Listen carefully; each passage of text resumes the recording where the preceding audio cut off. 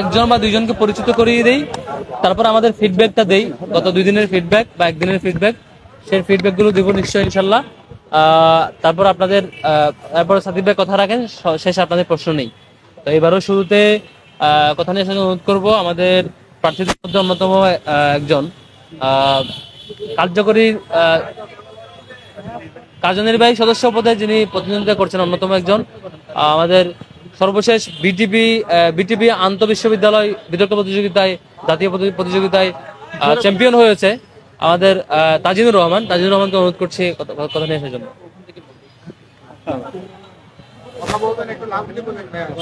Loudly বলবেন ভাই, অনেক বুকুন পিছনে। আসসালামু আলাইকুম প্রিয় সাংবাদিক ভাইরা আর আমাকে যারা শুনছেন সবাইকে শুভেচ্ছা জানাচ্ছি।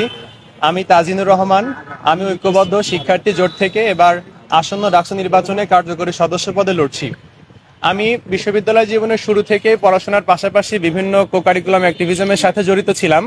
আমি সর্বশেষ দায়িত্ব পালন করেছি কবি জসিমউদ্দিন হল ডিবেটিং ক্লাবের সভাপতি হিসেবে, এবং সর্বশেষ জাতীয় টেলিভিশন বিটিভি বিতর্ক প্রতিযোগিতা 2024-এ আমি আন্তঃবিশ্ববিদ্যালয় পর্যায়ে চ্যাম্পিয়ন হওয়ার গৌরব অর্জন করেছি। আমি মূলত ডাকসু নির্বাচনে এসেছি এখানে আমার শিক্ষার্থীদের জন্য কাজ করার জন্য। আমার একটা ড্রিম প্রজেক্ট আছে, সেই ড্রিম প্রজেক্টটা হচ্ছে যে আমি আমার শিক্ষার্থীদেরকে নিয়ে যদি নির্বাচিত হই তাহলে ডাকসু ট্যালেন্ট হান্ট নামক একটা কম্পিটিশনের আয়োজন করব। এই কম্পিটিশনের মাধ্যমে আমার এই বিশ্ববিদ্যালয়ে যারা বিতর্ক, কুইজ, গান, নৃত্য বা অন্যান্য কার্যক্রম যেমন খেলাধুলা, এই সমস্ত কার্যক্রমের সাথে যারা জড়িত রয়েছেন, এই জড়িত থাকা ট্যালেন্ট ব্যক্তিবর্গদেরকে আমি বের করে নিয়ে আসব এবং বের করে নিয়ে এসে তাদেরকে মেইন স্ট্রিম মিডিয়া পর্যন্ত পৌঁছে দিতে অথবা তাদের যে লক্ষ্য রয়েছে সেই লক্ষ্যে পৌঁছে দেওয়ার জন্য আমি আমার জায়গা থেকে সর্বোচ্চ কাজ করে যাওয়ার চেষ্টা করব। আমি এখানে এসেছি মূলত চমকপ্রদ কোনো তথ্য দিয়ে ভোট ব্যাংক কালেকশনের উদ্দেশ্যে নয়, বরং আমি আজকের এই সাংবাদিক ভাইদের মাধ্যমে আমি আমার বিশ্ববিদ্যালয়ের শিক্ষার্থীদেরকে একটা মেসেজ দিতে চাই। সেটা হচ্ছে যে আমি যদি নির্বাচিত হই তাহলে ডাকসুর গঠনতন্ত্র একজন কার্যনির্বাহী সদস্যকে যতটুকু কাজ করার সুযোগ দিয়েছে, এই সুযোগ নিয়ে আমি আমার শিক্ষার্থীদের জন্য সর্বোচ্চ লড়ে যাব, আন্তরিকতার সাথে, নিষ্ঠার সাথে এবং আমার জায়গা থেকে সর্বোচ্চ দেওয়ার মাধ্যমে। আমি বিশ্বাস করি ডাকসুটা হচ্ছে শিক্ষার্থীদেরকে প্রতিনিধিত্ব করে একটা প্ল্যাটফর্ম, আর এই প্ল্যাটফর্মকে ব্যবহার করে আমি আমার শিক্ষার্থীদের জন্য একদম যে স্বচ্ছতা এবং জবাবদিহিতা এবং সুন্দর ক্যাম্পাস বিনির্মাণের যে স্বপ্ন দেখেছি, এই স্বপ্ন আমি বাস্তবায়ন করব। এই বলে আমি আমার বক্তব্য শেষ করছি। সবাই ভালো থাকবেন, ঐক্যবদ্ধ শিক্ষার্থী জোটের জন্য সবাই দোয়া রাখবেন। ধন্যবাদ সবাইকে। অসংখ্য ধন্যবাদ জানাচ্ছি তাজিনুর রহমানকে। আমাদের আরেকজন প্রার্থীকে পরিচয় করিয়ে দেব, কার্যনির্বাহী সদস্য পদে লড়ছেন স্যার এফ রহমান হল ডিবেটিং ক্লাবের সাবেক সভাপতি এবং ডিইউডিএস ঢাকা ইউনিভার্সিটি ডিবেটিং সোসাইটির সাবেক ভাইস প্রেসিডেন্ট রায়হান উদ্দিনকে অনুরোধ করছি কথা নেওয়ার জন্য।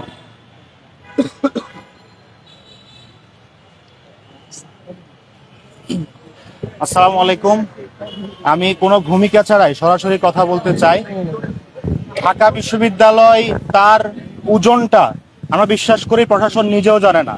ঢাকা বিশ্ববিদ্যালয়ের একজন শিক্ষার্থী কি করতে পারে, তাদের ভিতরে যে ক্যাপিটাল রয়েছে সেই জিনিসটা আমরা বিশ্বাস করি প্রশাসন থেকে শুরু করে ঢাকা বিশ্ববিদ্যালয়ের যারা রাজনৈতিক সংগঠন রয়েছে তারা কেউ আবিষ্কার করার চেষ্টাই করছে না। ঐক্যবদ্ধ শিক্ষার্থী জোট থেকে আমরা বিশ্বাস করি আমরা বিজয়ী হওয়ার পরে প্রথম যে জিনিসটি আমরা উদ্ভাবন করার চেষ্টা করব সেটি হচ্ছে একটা বিশ্ববিদ্যালয় আসলে দেখতে কেমন হওয়া উচিত। আমরা যদি বিশ্ববিদ্যালয়ের শিক্ষার্থীদের দিকে তাকাই, আমরা এখানে যারা দাঁড়িয়ে আছি, আমরা ক্যাম্পাসে আসার পরে আমাদের প্রথম যে ক্রাইসিসটা থাকে সেটা হচ্ছে আমি দুবেলা দুমুঠো খাবার কিভাবে খাবো, আমার অর্থনৈতিক সংস্থান কিভাবে হবে, আমি কিভাবে আমার যে শিক্ষার ব্যয় রয়েছে সেটি নির্বাহ করব। আমি বিশ্বাস করি একজন শিক্ষার্থীর যখন তার দুবেলা দুমুঠো খাওয়ার জন্য চিন্তা করতে হয়, তার ওই মাথা থেকে উদ্ভাবনী চিন্তা জীবনও আসবে না, তার ওই মাথা থেকে কখনো নতুন নতুন গবেষণা সৃষ্টি হবে না। আমরা বিশ্বাস করি ঢাকা বিশ্ববিদ্যালয়ের শিক্ষার্থীদের যে মৌলিক প্রয়োজনগুলো রয়েছে, শিক্ষার্থী হিসেবে তার পড়াশোনার পরিবেশ নিশ্চিত করার জন্য যে মৌলিক প্রয়োজনগুলো রয়েছে সেগুলো পূরণ করার জন্য আমাদের ক্যাম্পাস নিজেই যথেষ্ট। আমরা জানি ঢাকা বিশ্ববিদ্যালয়ে 83টি কিংবা 84টি ডিপার্টমেন্ট রয়েছে। প্রত্যেকটা ডিপার্টমেন্টে আমরা গবেষণা অ্যাসিস্ট্যান্ট নামে পদ উদ্ভাবন করতে পারি, যেখানে শিক্ষার্থীরা নিজেরাই পড়াশোনা করবে, নিজেরাই গবেষণা করবে এবং সে গবেষণার জন্য সে ওখান থেকে একটা মিনিমাম টাকা পাবে, যে টাকা থেকে সে তার দৈনন্দিন খরচটা নির্বাহ করতে পারবে। আমরা জানি উন্নত বিশ্ববিদ্যালয়গুলোতে টিচার অ্যাসিস্ট্যান্ট নামে পদ রয়েছে, গবেষণা সহকারী হিসেবে কাজ করার সুযোগ রয়েছে। প্রশাসনিক কাজগুলো শিক্ষার্থীরা করে, বিভিন্ন যে কাউন্সিলিং এর জায়গাগুলো রয়েছে সেগুলো শিক্ষার্থীরা তাদের এক্সপার্টিজের উপর ভিত্তি করে করার চেষ্টা করে। ঢাকা বিশ্ববিদ্যালয়ে কোনো ধরনের সুযোগ নাই। আসলে ঢাকা বিশ্ববিদ্যালয় কি একটা বিশ্ববিদ্যালয় নাকি এটা একটা মধ্যম মানের কলেজ, এই বিতর্ক আমাদেরকে হরহামেশাই করতে হয়। আমরা বিশ্বাস করি এই ডাকসুর মধ্য দিয়ে আমরা বিশ্ববিদ্যালয়কে কার্যত একটি বিশ্ববিদ্যালয় করে গড়ে তুলতে চাই। এই বিশ্ববিদ্যালয়ের শিক্ষার্থী যারা আগামীতে দেশকে নেতৃত্ব দিবে, পুরো পৃথিবীতে জ্ঞানের আলো বিতরণ করবে, তাদের জন্য কোনো ধরনের খাবারের ক্রাইসিস না থাকে, তাদের যেন খাবারের জন্য চিন্তা করতে না হয়, সেজন্য তাদের স্কিল ডেভেলপ করে এই ক্যাম্পাসে তাদের পড়াশোনা করে যেন তারা ইনকাম করতে পারে, সেই সোর্স আমরা করব। আমরা সাদিক ভাই, ফরহাদ ভাই এবং মহিউদ্দিন ভাইয়ের নেতৃত্বে যে প্যানেল, সেই প্যানেলের একটা স্লোগান আমরা সবসময় বলে আসছি, সেটা হচ্ছে আমরা ঢাকা ইউনিভার্সিটিকে একটা পলিটিক্যাল ইনস্টিটিউশন থেকে একটা একাডেমিক ইনস্টিটিউশন হিসেবে গড়ে তুলতে চাই। যেই বিশ্ববিদ্যালয়ে জ্ঞানের চর্চা হবে, মুক্ত বুদ্ধির চর্চা হবে, ছাত্র রাজনীতির চর্চাও হবে, কিন্তু প্রতিহিংসা, বৈরী পরিবেশ এবং শিক্ষার্থীদের যে ক্রাইসিস, সেই ক্রাইসিসগুলো থাকবে না। সেজন্য আমি আমার ব্যক্তিগত জায়গা থেকে বিশ্বাস করি এই বিশ্ববিদ্যালয়ের কাজ শুধুমাত্র নিয়মিত পাঠদান করানো না, শুধুমাত্র ক্লাসে লেকচার দেয়া না। বর্তমান সময়ে যে আধুনিক প্রযুক্তিগুলো আসছে, আর্টিফিশিয়াল ইন্টেলিজেন্স এবং গ্লোবালাইজেশনের যুগে ইংরেজি জানার যে দক্ষতা এবং অন্যান্য যে দক্ষতাগুলো রয়েছে, আমি মনে করি বিশ্ববিদ্যালয়ের দায়বদ্ধতা এটা শিক্ষার্থীদেরকে এই স্কিলগুলা প্রডিউস করা। আমরা নির্বাচিত হলে এই বিশ্ববিদ্যালয়কে একটা স্কিল ডেভেলপমেন্ট সেন্টার হিসেবে গড়ে তুলবো। শুধুমাত্র শিক্ষার্থীরা পড়াশোনাই করবে না, গবেষণাই করবে না, শিক্ষার্থীরা বহির্বিশ্বের সাথে মোকাবেলা করার জন্য যে স্কিলগুলো প্রয়োজন, সেই স্কিলগুলা স্বল্প মূল্যে কিংবা বিনামূল্যে এই ক্যাম্পাস থেকে তারা অর্জন করতে পারবে। আপনারা জানেন যে আমাদের যে স্লোগান একাডেমিক বিশ্ববিদ্যালয় বানানোর, একাডেমিক ইনস্টিটিউশন বানানোর স্লোগান, সেটি শুধুমাত্র কোনো রূপকল্প নয়। আমরা বিশ্ববিদ্যালয়ের শিক্ষার্থীদেরকে দেখিয়ে দিতে চাই আপনারা আমাদের নেতৃত্বে আস্থা রাখুন, আমরা আপনাদের আস্থার প্রতিদান দিব ইনশাল্লাহ। সবাইকে অসংখ্য ধন্যবাদ। সমাজের সাংবাদিক বন্ধুগণ, আমরা সর্বশেষ আরেকজনকে পরিচয় করে দেব। আমাদের কার্যনির্বাহী সদস্য পদে লড়ছেন শাহিনুর রহমান।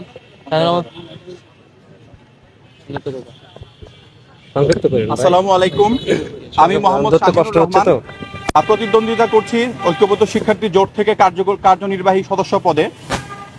প্রিয় সাংবাদিক বন্ধুগণ, আপনারা জানেন যে আমাদের গত 15 বছর কি ভয়াবহ রকম মেন্টাল ট্রমা, শারীরিক নির্যাতন ইত্যাদির মাধ্যমে যেতে হয়েছে। আপনারা দেখবেন গত দুই দিন আগে আমাদের ঐক্যবদ্ধ শিক্ষার্থী জোটের ব্যানারে আমাদের একজন হিজাবি বোনকে তার ছবিকে বিকৃত করার মাধ্যমে মূলত মানবাধিকার কিংবা মানবাধিকার অনিশ্চিত কিংবা হিজাবোফোবিয়ার একটা চূড়ান্ত রূপ আমরা দেখতে পেয়েছি। আপনি দেখবেন আমরা যখন গণরুম গেস্ট রুম নিয়ে কথা বলি, একটা ছেলে যখন ক্যাম্পাসে আসার পরে তার প্রথমেই গেস্ট রুমের শিকার হইতে হয়, তার যখন ন্যূনতম কোনো মানবিক অধিকার বলতে কিছু থাকে না, তার যখন হচ্ছে একটা দলের লেজুর বৃত্তি করতে হয়, দিনের মধ্যে 6 থেকে 8 ঘন্টা তাকে একটা দলের সরকারি দলের প্রোগ্রাম করতে হয়, সেই অবস্থায় দাঁড়ায়া আসলে তার পড়াশোনার কোনো মুড থাকে না, তার গবেষণার কোনো মুড থাকে না, সে তার নিজের দেশকে সে সার্ভিস দিতে চায় না, সে কন্ট্রিবিউট করতে চায় না। সেই জায়গা নিয়ে আমরা কাজ করতে চাই। আমরা চাই এই বিশ্ববিদ্যালয় এমন একটি বিশ্ববিদ্যালয় হোক যেখানে একজন নারীকে তার পোশাকের উপর জাজ করা হবে না, সে হিজাব পরলো না, নিকাব পরলো না, বোরকা পরলো না, জিন্স পরলো, এইটার উপর তাকে হচ্ছে বিচার করা হবে না। ব্রেদার তাকে বিচার করা হবে তার এক্সিলেন্সের উপর। একজন শিক্ষার্থীকে শিক্ষকরা তার রাজনৈতিক পরিচয় কিংবা আইডিওলজির ভিত্তিতে জাজ করবেন না, তাকে জাজ করবেন তার পড়াশোনা, তার লেখাপড়া, তার গবেষণার মান কিংবা তার কো কারিকুলার অ্যাক্টিভিটিসের ভিত্তিতে। প্রিয় সাংবাদিক বন্ধুগণ, আমরা দেখি যে আমাদের ক্যান্টিন সমস্যা, আবাসন সংকট, পরিবহন সমস্যা, নানান সমস্যা আমরা জর্জরিত। আমি বলতে চাই আমাদের হাতে হয়তো অনেক বেশি রিসোর্স নাই যে আমরা সব সমস্যার সমাধান আলাদিনের চেরাগের মতো একদিনেই করে ফেলবো, তবে আমরা লড়ে যেতে চাই সেই সমস্যার সমাধানে। কারণ এই সমস্যা শুধুমাত্র সমস্যা না, এই প্রত্যেকটি সমস্যার সমাধান পাওয়া আমাদের অধিকার একজন শিক্ষার্থী হিসেবে। প্রিয় বন্ধুগণ, আপনারা জানবেন আমি একজন সাংস্কৃতিক কর্মী অ্যাজ ওয়েল এজ আমি একজন হিউম্যান রাইটস অ্যাক্টিভিস্ট। আমার কিছু সাংস্কৃতিক পরিচয় আছে। আমি একজন থিয়েটার আর্টিস্ট, পাশাপাশি আমি বাংলাদেশের জনপ্রিয় ব্যান্ড মিউজিক ব্যান্ড কাসিদার ফাউন্ডার। এর সাথে সাথে আমি যুক্তরাষ্ট্রভিত্তিক মানবাধিকার সংগঠন সোচ্চারের ঢাকা ইউনিভার্সিটি চ্যাপ্টারের ভাইস প্রেসিডেন্ট। আপনাদের কাছে দোয়া চাই এবং আমি শিক্ষার্থীদের কাছে অঙ্গীকার করতে চাই আমি কাজ করে যেতে চাই তাদের জন্য, আমি লড়ে যেতে চাই শেষ পর্যন্ত। অনেক ধন্যবাদ। মোহাম্মদ শাহিনুর রহমান, কার্যনির্বাহী সদস্য পদপ্রার্থী, ব্যালট নম্বর 159। আসসালামু আলাইকুম। ধন্যবাদ।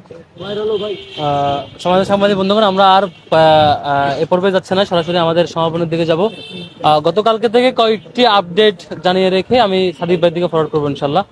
নাম্বার 1 হচ্ছে, আপনারা দেখেছেন আমরা লিখিত অভিযোগ দায়ের করেছিলাম আমাদের বিশ্ববিদ্যালয়ের যে ডাকসু নির্বাচন কমিশন, তার প্রতি, আমাদের এই যে ছবি ভাঙচুর এবং এই সংক্রান্ত, এবং সেই প্রেক্ষিতে ওনারা একটি কমিটি করেছে, সম্ভবত 200 সদস্য বিশিষ্ট কমিটি। এখন পর্যন্ত আমরা সিসিটিভি ফুটেজ পর্যন্ত পাইনি, এখন পর্যন্ত সেটির কোনো সুরাহা এখনো পাইনি। আমরা এখনো সন্দিহান নির্বাচন কমিশন কবে নাগাদ এটির সমাধান করবে, বা সেই যে কমিটি করা হয়েছে তদন্ত কমিটি, সেই কমিটি কবে নাগাদ এটির সমাধান আসবেন, এটি নিশ্চয়ই দ্রুত আসা দরকার। আমরা এখনো শঙ্কিত।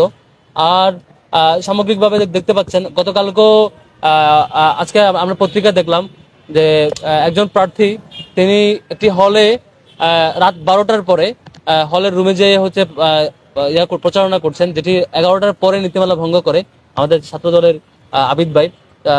আজকে নিউজে দেখলাম এবং বেশ কয়েকটা নিউজে দেখলাম যেটি রাত 12টার পরে মুজিব হলের রুমে গিয়েছেন। এটিও একটা আচরণবিধির লঙ্ঘন। এরকম আচরণবিধির লঙ্ঘনগুলোর প্রতি আমরা সবার প্রতি বিনীত অনুরোধ রাখবো, আচরণবিধির প্রতি আমরা সম্মান জানাই, আচরণবিধিগুলো ফলো করি, তাহলে শিক্ষার্থীরা আমাদেরকে ওয়েলকাম করবে নিশ্চয়ই। আর একই সাথে আচরণবিধির লঙ্ঘনের ক্ষেত্রে যেসব বিষয় ঘটছে সেগুলো নিষ্পত্তির ক্ষেত্রে নির্বাচন কমিশনের আমরা স্বতঃস্ফূর্ত রেসপন্স আশা করছি আর কি। আজকে আমরা এখানে দাঁড়িয়েছি কলা ভবনের সামনের এলাকায়, যেটি বটতলা। আমরা মূলত আলাপ করবো কলা ভবন কেন্দ্রিক যে জটিলতা প্রবলেমগুলো আছে। আমরা প্রতিদিন এক এক জায়গায় গিয়ে এক একটা প্রবলেম আলাপ করি। আমি এই এরিয়ার যে আমাদের কাছে মনে হয়েছে যেগুলো বলা দরকার, যে প্রবলেমগুলো আমরা ডিল করতে চাই বা আমাদের কনসার্ন শিক্ষার্থীরা আমাদেরকে জানিয়েছে, সেগুলো জানানোর জন্য অনুরোধ করছি আমাদের বিপি পদপ্রার্থী আবু সাদিক মোহাম্মদ কাইম ভাইকে। বিসমিল্লাহির রহমানির রহিম। জুলাই বিপ্লবের মাধ্যমে আমরা রাজনৈতিকভাবে আজাদি পেলেও আমরা এখন পর্যন্ত কালচারালি আজাদি পাইনি। বাংলাদেশে স্বাধীনতা পরবর্তী বাঙালি জাতীয়তাবাদ নামে আমাদের উপর ব্রাহ্মণ্যবাদী যে সংস্কৃতি, কলকাতার যে সংস্কৃতি চাপিয়ে দেওয়া হয়েছে, এবং সেই সংস্কৃতির মাধ্যমে ইসলামের যে সিম্বলগুলো আছে সেগুলোকে কর্নার করা হয়েছে, সেগুলোকে ক্রিমিনালাইজ করা হয়েছে, সেগুলোকে প্রবলেমেটাইজ করা হয়েছে, এবং তার প্রতিচ্ছবি গত 5 দশকে আমরা দেখতে পেয়েছি। আপনারা জানেন, এই ঢাকা বিশ্ববিদ্যালয়ে 2023 সালে এই বটতলায় শিক্ষার্থীরা তারা একটা কোরআন তেলাওয়াতের আসর করেছিল। কোরআন তেলাওয়াতের আসর করার পরবর্তীতে বিশ্ববিদ্যালয় প্রশাসন শিক্ষার্থীদেরকে শোকজ দিয়েছিল, এবং পরবর্তীতে শিক্ষার্থীদেরকে বিভিন্নভাবে হ্যারাসমেন্ট করা হয়েছিল, সেটা আপনারা জানেন। তো আমরা শিক্ষার্থীদের ম্যান্ডেট পেয়ে বিজয় আসার পর আমরা আশ্বস্ত করতে চাই, বাংলাদেশে এইভাবে যে ক্রিমিনালাইজ করার রাজনীতি, কর্নার করার রাজনীতি, ইসলামের সিম্বলগুলোকে যে আদারিং করার রাজনীতি, সেটা আর চলবে না। কালচারাল ফেসিজম চলবে না। আমাদের শহীদরা জীবন দিয়েছিল কালচারালি আমাদের যেই স্বাতন্ত্র্যবোধ আছে, আমাদের যে ঐতিহ্য আছে, সেটাকে ফুটিয়ে তোলার জন্য। তো আজকে যে আমি বললাম কালচারালি আমরা আজাদি পাইনি, সেটার মূল কারণ হচ্ছে কালচারাল ফেসিজম। এই যে মুজিববাদের কালো ছোঁয়া এখন আমাদের সমাজে থেকে গেছে। এখন আমাদের বিশ্ববিদ্যালয়ে বিভিন্ন জায়গায় সেই কালচারাল ফেসিস্টরা বিভিন্ন ধরনের ষড়যন্ত্র এবং চক্রান্ত করছে। তো সেই জায়গা থেকে আমরা শিক্ষার্থীদের ম্যান্ডেটে বিজয় আসার পরে আমরা এই কালচারাল ফেসিবাদের কবর রচনা করব, এবং এর শহীদদের যে আকাঙ্ক্ষা, সেই আকাঙ্ক্ষাকে আমরা করব। আমরা যদি আমাদের নতুন কালচার বিনির্মাণ করতে চাই এবং বাংলাদেশের যে সমৃদ্ধ কালচার, সেটাকে যদি আমরা নিয়ে আসতে চাই, অবশ্যই আমাদের জুলাইয়ের যে শহীদদের আকাঙ্ক্ষা, জুলাইয়ের যে শহীদ, তাদের স্মৃতিগুলো আমাদেরকে নিয়ে আসতে হবে। এবং গত 1 বছর জুড়ে আমরা সেই কাজগুলো করার চেষ্টা করেছি। আমরা শহীদ পরিবারের কাছে গিয়েছি, আহতদের কাছে গিয়েছি, তাদের স্মৃতিগুলো শোনার চেষ্টা করেছি। বিগত সময়ে যারা ভিকটিম হয়েছিল তাদের ঘটনাগুলো আমরা নিয়ে আসার চেষ্টা করেছি। আমরা এমন একটি কালচার এখানে এস্টাবলিশ করতে চাই, যেখানে মুসলমান যারা আছে তাদের কালচার সে নির্বিঘ্নে সে করতে পারবে, উৎসব পালন করতে পারবে। আমার যে হিন্দু আছে, আমার যে চাকমা, মারমারি, ত্রিপুরা, রাখাইন সহ সকল ধর্মাবলম্বীরাই তাদের নির্ভয়ে তাদের কালচার তারা চর্চা করতে পারবে, এবং সেই ধরনের একটা কালচারাল সেন্টারের হাব হয়ে উঠবে ঢাকা বিশ্ববিদ্যালয়। এখানে কোনো পরিচয়ের কারণে কাউকে আদারিং করা হবে না, কাউকে ক্রিমিনালাইজ করা হবে না, কাউকে কর্নার করা হবে না। তো এই যে বৈচিত্র্যের মধ্যে ঐক্য, এই কথাগুলো আমরা বারবার বলছি।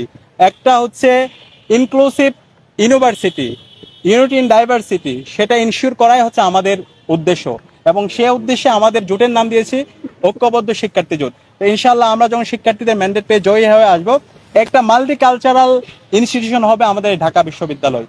একই সাথে আমরা বারবার উদ্বিগ্নতা প্রকাশ করছি বিশ্ববিদ্যালয়ে আমাদের নির্বাচন কমিশনের সামগ্রিক তাদের অ্যাক্টিভিটি এবং তাদের পক্ষপাতিত্বমূলক আচরণ দেখে। আমরা দেখতে পেয়েছি আচরণবিধিতে সুস্পষ্টভাবে বলা আছে রাত 11টার পরে কোনো ধরনের প্রচারণা করা যাবে না, কিন্তু খুবই দুর্ভাগ্যের বিষয় বিভিন্ন প্রার্থীরা তারা রাত 12:30টায় প্রচারণা করছে, এবং সেগুলো মিডিয়ায় আসতেছে। এবং নির্বাচন কমিশনের কাছে যাওয়ার পরে সেগুলোর কোনো ধরনের হচ্ছে না। আমরা সবাইকে অনুরোধ করব, নির্বাচনে যে আচরণ বিধি দেওয়া আছে সে অনুযায়ী সবাই যেন আমরা দায়িত্বশীল আচরণ করি। এবং এর পাশাপাশি আজকে আমরা কলা ভবনের সামনে দাঁড়িয়ে আছি, এটা বাংলাদেশের একদম আমাদের ঢাকা ইউনিভার্সিটির প্রতিষ্ঠাকালীন ফ্যাকাল্টি। তো এই কলা ভবনে আমরা যদি যাই, শিক্ষার্থীদের সাথে আমরা কথা বলছিলাম, এখানে যে ক্লাসরুমগুলো আছে ক্লাসরুমগুলো খুবই হচ্ছে কনজাস্টেড অবস্থায় আছে, এবং ক্লাসরুমের যে পর্যাপ্ত ফেসিলিটি এবং এখান থেকে যে সাউন্ড হয়, সাউন্ডের যে পলিউশন, এবং এখানে হচ্ছে যে কমন রুম আছে, কমন রুমটা পর্যাপ্ত না। এবং কমন রুমের যে স্টাফ আছে, আমাদের একটা প্রস্তাবনা আছে, কমন রুমের স্টাফ হইতে হবে অবশ্যই হচ্ছে ফিমেল, কিন্তু এখানে এবং তাদের একই সাথে ট্রেন করতে হবে, কিন্তু আমরা সেটা দেখতে পাইনি।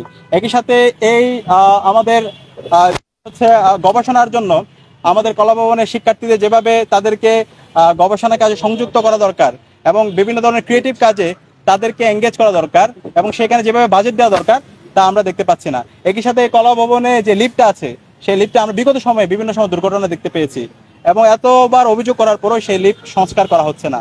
তো ইনশাআল্লাহ আমরা শিক্ষার্থীদের ম্যান্ডেট পেয়ে জয়ী হয়ে আসার পরে যে মৌলিক যে সমস্যাগুলো আছে বিশ্ববিদ্যালয় প্রশাসনকে সেগুলো আমরা সংস্কার করতে বাধ্য করব, এবং শিক্ষার্থীদের যে প্রত্যাশা, সেই প্রত্যাশার আলোকে আমাদের ঢাকা বিশ্ববিদ্যালয়কে আমরা নতুনভাবে বিনিয়োগ, সেই প্রত্যাশা ব্যক্ত করে আমি আমার কথা এখানে শেষ করছি। আসসালামু আলাইকুম। ধন্যবাদ। একটা প্রশ্ন ছিল যে আপনাদের যে ব্যানার যেটা লাগিয়েছিলেন আপনারা সবাই গেল, ওইটা ভেঙে ফেলে এবং হচ্ছে হিজাবি নারী তাদের উপরে হচ্ছে আঁকাআঁকি করার পরে আপনাদের ব্যানারের বিপক্ষে নিষেধাজ্ঞা দিয়েছে প্রশাসন। এই বিষয়ে আসলে আপনাদের রিপ্লাইটা মানে কালকে চলে আসছে আশা করি। আমরা এটা নীতিমালা ভঙ্গ করি নাই, এটা ছিল গাছে লাগানো এবং হচ্ছে স্থাপনায় লাগানো, গাম দিয়ে লাগানো, কেন্দ্রীয় রেস্ট্রিকশন ছিল নীতিমালাতে। পরে নির্বাচন কমিশন একদিন আগে আমরা জানাইছি, তাহলে আমরা নিজেরা ফ্রেম বানিয়ে লাগাইতে পারবো কিনা, বলেছেন যে লাগাইতে পারবা, পরে লাগিয়েছি। হঠাৎ করে রাতে, ওনারা তো রাত বিরাতে হয়ে আসে, রাতে হঠাৎ করে এই অ্যানাউন্সমেন্টটা দেয় যে এগুলো খুলে ফেলতে হবে। তবে স্যাররা বলেছে তোমরা তো নির্বাচন কমিশনের আচরণবিধি লঙ্ঘন করো না, ঠিক আছে, তবে আচরণে কিছু ফাঁকফোকর আছে, ফাঁকফোকরের জায়গায় গ্যাপ হয়ে গেছে, আমরা নতুন করে নিয়ম দিচ্ছি, এখন আর লাগাইতে পারবো না, খুলে ফেলতে হবে। তখন আমরা বলেছি তাহলে ঠিক আছে, আপনারা প্রক্রিয়া টিম দিয়ে খুলে ফেলেন, আমরা নিষেধ করবো না। এটা হচ্ছে আমরা অনুমতি নিয়ে লাগিয়েছি, নিয়ম নীতির মধ্যে লাগিয়েছি, ওনারা আবার নতুন করে নিয়ম জারি করেছেন, নতুন মিটিং করে সেই নিয়মের প্রেক্ষিতে ওনারা খুলে ফেলেছেন, আমরা দ্বিমত করি না। এখন শেষ পর্যন্ত আর কেউ মানে এখন নতুন নিয়ম অনুযায়ী কেউ কোনো ফ্রেম বানিয়ে লাগাইতে পারবে না, আগের নিয়ম অনুযায়ী ফ্রেম বানিয়ে লাগানোর সুযোগটা ছিল আর কি। এই হচ্ছে বিষয়। আইএসপিআর ঘন্টা দুয়েক আগে বলেছে যে সেনা মোতায়েন থাকবে না, যে প্রয়োজনে নিরাপত্তার প্রয়োজনে সেনাবাহিনী মোতায়েন করা যেতে পারে এবং ভোট গণনার সময়ও সেনাবাহিনী থাকতে পারে, এটা প্রয়োজন। আইএসপিআর জানিয়েছে যে থাকবে না, সেই বিষয়ে আপনাদের মতামত কি? এটা আমাদের সাথে পরামর্শ করে নাই এখন পর্যন্ত, আমরা ফিডব্যাক দেওয়ার সুযোগ পাই নাই। আর নির্বাচন কমিশনের কোনো সিদ্ধান্ত আমাদের আসলে আমাদের কথা কখনো শুনে বলে মনে হয় না আর কি। এখন পর্যন্ত সবগুলো সিদ্ধান্ত এরকম, এই স্টিল এটা নিয়ে আমরা অবজার্ভ করছি যে সেনাবাহিনী থাকবে না। তো এই বিষয়ে আপনাদের মতামত কি? আপনারা কি এই বিষয়ে কোনো স্বাভাবিকভাবে ক্যাম্পাসে সেনাবাহিনী থাকার কথা না, তো ক্যাম্পাসে কোনো সেনাবাহিনী আসে না, ক্যাম্পাসের বিষয়গুলো আলাদা করে ম্যানেজ করে। তো ওনারা নির্বাচন কমিশন তখন যেটা আমাদেরকে ব্যাখ্যা দিয়েছিল বাইরের শৃঙ্খলার জন্য, যেহেতু রাষ্ট্রীয় ইলেকশন সবার আগ্রহের জায়গা, বাইরের শৃঙ্খলার জন্য রাখবে, এরকম একটা ব্যাখ্যা দিয়েছিল, কিন্তু এটা অনেকে প্রতিবাদ জানিয়েছে। তো নির্বাচন কমিশনকে এই সিদ্ধান্ত গ্রহণের ক্ষেত্রে সকল স্টেক হোল্ডারের সাথে পরামর্শ করে সিদ্ধান্ত গ্রহণের অনুরোধ জানাতে পারি, এটুকু আমরা বলতে পারি। তবে আমাদের সাথে এই ধরনের কোনো কনসার্ন, কোনো আলাপ, কোনো ধরনের পরামর্শ স্টিল কেউ এই ধরনের করে নাই, এবং সব সিদ্ধান্তগুলো ওনারা ওনাদের মতো করে নেয় আর কি। আমরা কি ফিডব্যাক দিলাম কি দিলাম না, এটা ওনাদের কিছু আসা যায় না, এখন পর্যন্ত এরকম হয়েছে। ধন্যবাদ। ওকে, ধন্যবাদ।